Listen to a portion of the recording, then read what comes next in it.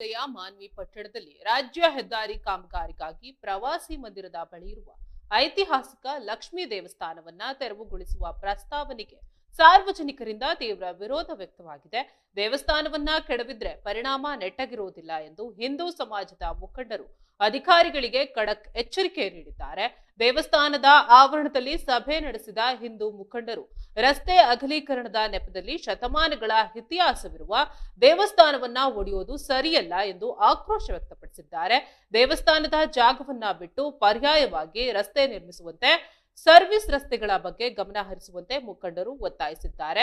ಮಾಧ್ಯಮಗಳೊಂದಿಗೆ ಮಾತನಾಡಿದ ಶಂಕರಯ್ಯ ತಾತ ಅವರು, ಮಾನ್ವಿಯಲ್ಲಿ ರಸ್ತೆ ಕಾಮಗಾರಿ ಅಡೆತಡೆ ಇಲ್ಲದೆ ಸಾಗಲಿ, ಆದರೆ ಸಾರ್ವಜನಿಕ ಸಂಚಾರಕ್ಕೆ ಪೂರಕವಾದ ಸರ್ವಿಸ್ ರಸ್ತೆಗಳಿಲ್ಲದ ಕಾರಣ ಜನರು ಪರದಾಡ್ತಿದ್ದಾರೆ. ಇದನ್ನೆಲ್ಲ ಬಿಟ್ಟು ಭಕ್ತರ ಆರಾಧ್ಯ ದೈವದ ಗುಡಿಯನ್ನ ಮುಟ್ಟುವುದು ಸರಿಯಲ್ಲ. ಒಂದು ವೇಳೆ ದೇವಸ್ಥಾನ ಒಡೆದ್ರೆ ನಾವೆಲ್ಲರೂ ಬೀದಿಗಿಳಿದು ಹೋರಾಟ ಮಾಡಬೇಕಾದೀತು ಎಂದು ಎಚ್ಚರಿಸಿದ್ದಾರೆ.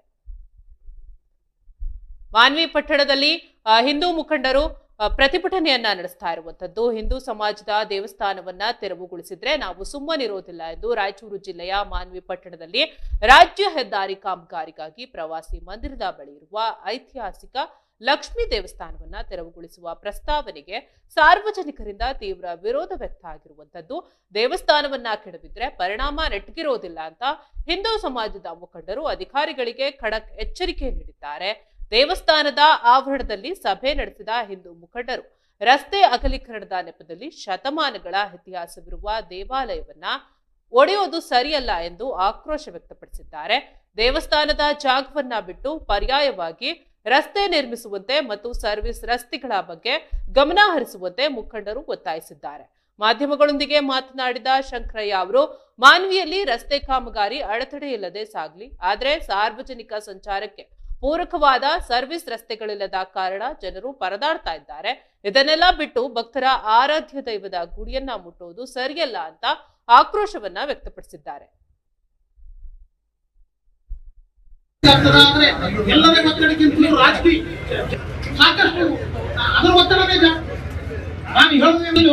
ಪ್ರಜೆಗಳ ಒತ್ತಡವೇ ಜಾಸ್ತಿ, ಪ್ರಜೆಗಳ ತೂಕ, ಪ್ರಜೆಗಳು ಹೇಗಿರ್ತಾರೆ ಅದನ್ನೇ ಕೇಳಬೇಕು ರಾಜಕಾರಣಿಗಳು.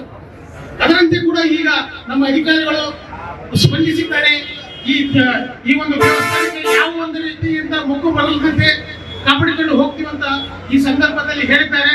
ಎಲ್ಲರಿಗೂ ಕೂಡ ಅವರಿಗೂ ಕೂಡ ನಾವು ಅಭಿನಂದನೆಗಳನ್ನ ಈ ಎಲ್ಲರ ಪರವಾಗಿ ಧರ್ಮಾಭಿಮಾನಿಗಳ ಪರವಾಗಿ ನಾವು ಅವರಿಗೆ ಅಭಿನಂದನೆಗಳನ್ನು ತಿಳಿಸೋಣ.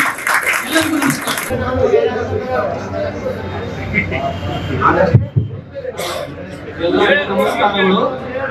ಈ ಒಂದು ಲಕ್ಷ್ಮೀ ದೇವಿಯ ಗುಡಿ ರೋಡ್ವರ್ಕ್ನಲ್ಲಿ ಏನು ಒಂದು ಹೋಗುವಂತ ಸಿಚುವೇಶನ್ ನೀವೆಲ್ಲ ಬಂದು ರೋಡ್ವರ್ಕ್ನವರು ಬಂದು ನೀವೆಲ್ಲ ಸಹಕಾರ ನೀಡಿದಕ್ಕಾಗಿ ನಿಮ್ಮೆಲ್ಲರಿಗೂ ಧನ್ಯವಾದಗಳನ್ನು ಹೇಳ್ತಾ ಸ್ವಲ್ಪ ನಮ್ಗೆ ಐಡೆಂಟಿಫಿಕ್ಸ್ ಎಲ್ಲ ಲಾರಿ ಬಂದು ಬಿಟ್ಟಿತ್ತು ದೇವಸ್ಥಾನಕ್ಕೆ. ಆ ರೀತಿ ಯಾವುದೇ ತೊಂದರೆ ಆಗಲಾರ್ದಂಗ ಸಿಗ್ನಲ್ಗಳನ್ನು ಮಾಡಂತ ವ್ಯವಸ್ಥೆ ಅವ್ರಿಗೆ ನೆಕ್ಸ್ಟ್ ಅದೇ ಅವ್ರಿಗೆ ಹೇಳ್ಬೇಕು. ಅವ್ರಿಗೆ ಅಲ್ಲ ಜಂಪ್ ಹಾಕೋದು ಅವಶ್ಯಕತೆ ಇಲ್ಲ, ನಮ್ಗೆ ಸಿಗ್ನಲ್ ಬೇಕು. ಆಲ್ರೆಡಿ ಒಂದ್ಸಲ ಲಾರಿ ಬಂದು ಬಿದ್ದಿತ್ತು, ದೇವಸ್ಥಾನಕ್ಕೆ ಬಂದು ಬಿದ್ದಿತ್ತು ಲಾರಿ.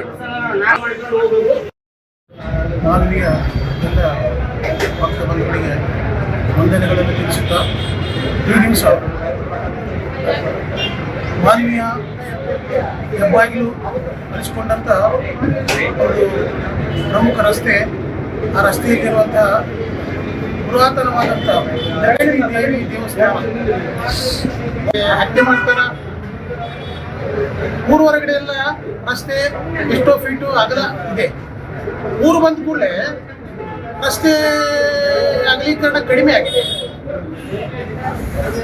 ನಿಜವಾಗಿ ಹೇಳ್ಬೇಕಂತಂದ್ರೆ ಪಟ್ಟಣದಲ್ಲೇ ರಸ್ತೆ ಅಗಲ ಇರಬೇಕು.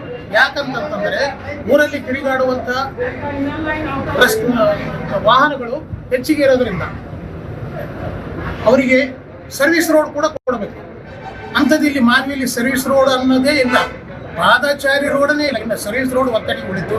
ಇಂಥ ಒಂದು ಸ್ಥಿತಿಯಲ್ಲಿ ಈ ಒಂದು ಲಕ್ಷ್ಮೀ ದೇವಸ್ಥಾನದ ಒಂದು ಗರ್ಭ ಗುಡಿಗೆ ಧಕ್ಕೆಯಾಗದಂತೆ ಮಾಡಲು ನಾವೆಲ್ಲ ಇವತ್ತು ಎಲ್ಲ ಮಾನವೀಯ ಎಲ್ಲ ಅಭಿಮಾನಿಗಳು, ಧರ್ಮಾಭಿಮಾನಿಗಳು ಈ ದಿವಸ ಮಾನವೀಯ ಒಂದು ಲಕ್ಷ್ಮೀ ದೇವಸ್ಥಾನದಲ್ಲಿ ಸೇರಿಕೊಂಡು ಏನು ಅಧಿಕಾರಿಗಳಿದ್ದಾರೆ, ರಸ್ತೆಯನ್ನು ಮಾಡ್ತಕ್ಕಂಥ ಅಧಿಕಾರಿ ಇದ್ದಾಳೆ, ಅವರ ಗಮನಕ್ಕೆ ತಂದಿದ್ದೇವೆ. ಅವರು ಒಪ್ಪಿಕೊಂಡಿದ್ದಾರೆ. ದೇವಸ್ಥಾನಕ್ಕೆ ಯಾವ ರೀತಿಯಿಂದ ಕೂಡ ಧಕ್ಕೆ ಆಗಲಾರದಂತೆ ನಾವು ರಸ್ತೆಯನ್ನು ತೆಗೆದುಕೊಂಡು ಹೋಗ್ತೀವಿ, ಡ್ರೈನೇಜ್ ಕೂಡ ಮಾಡ್ಕೊಂಡು ಹೋಗ್ತೀವಿ, ರಸ್ತೆಯನ್ನು ಯಾವ ರೀತಿ ದೇವಸ್ಥಾನವನ್ನು ಕೂಡ ಯಾವ ರೀತಿ ಕೂಡ ಮುಟ್ಟೋದಿಲ್ಲ ಅಂತ ಒಂದು ಭರವಸೆಯನ್ನು ಕೊಟ್ಟಿದ್ದಾರೆ. ಇದನ್ನು ನಾವು ಎಲ್ಲರೂ ವಿಶ್ವಾಸಕ್ಕೆ ತೆಗೆದುಕೊಂಡು ಎಲ್ಲ ಜನರು ವಿಶ್ವಾಸ ಮಾಡಿದ್ದಾರೆ. ಇದೇ ರೀತಿಯಾಗಿ ಮುಂದೆ ನಡೆದುಕೊಂಡು ಹೋದರೆ ಮಾನವ ಶಾಂತಿ ರೀತಿಯಿಂದ ಇರ್ತದೆ. ಅಕಸ್ಮಾತ್ ವ್ಯತಿರಿಕ್ತವಾಗಿ ಏನಾದರೂ ನಡೆದುಕೊಂಡ್ರೆ ಅದು ಯಾವ ರೀತಿ ಮಾನವೀಯ ಗಲಾಟೆ ಗದ್ದಲ ಶುರುವಾಗ್ತದೋ ಅದು ಈಗ ಹೇಳಲಿಕ್ಕೆ ಆಗೋದಿಲ್ಲ. ಅಂಥ ಒಂದು ಪರಿಸ್ಥಿತಿ ನಿರ್ಮಾಣ ಆಗಲಾರದಂತೆ ಶಾಂತ ರೀತಿಯಿಂದ ಈ ದೇವಸ್ಥಾನಕ್ಕೆ ಲಕ್ಷ್ಮೀ ದೇವಸ್ಥಾನ, ಪುರಾತನವಾದಂಥ ಲಕ್ಷ್ಮೀ ದೇವಸ್ಥಾನ ಯಾವ ರೀತಿ ಇದೆ ಅದೇ ರೀತಿ ಉಳಿಸಿಕೊಂಡು ಜನರಿಗೆ ಒಂದು ಶಾಂತಿಗೆ ಭಂಗ ತರದಂತೆ ನಡೆದುಕೊಂಡು ಹೋಗಬೇಕಂತ ಈ ಒಂದು ಸಂದರ್ಭದಲ್ಲಿ ಎಲ್ಲರ ಪರವಾಗಿ ನಾನು ತಮ್ಮಲ್ಲಿ ವಿನಂತಿಸಿಕೊಳ್ತಾ ಇದ್ದೇನೆ.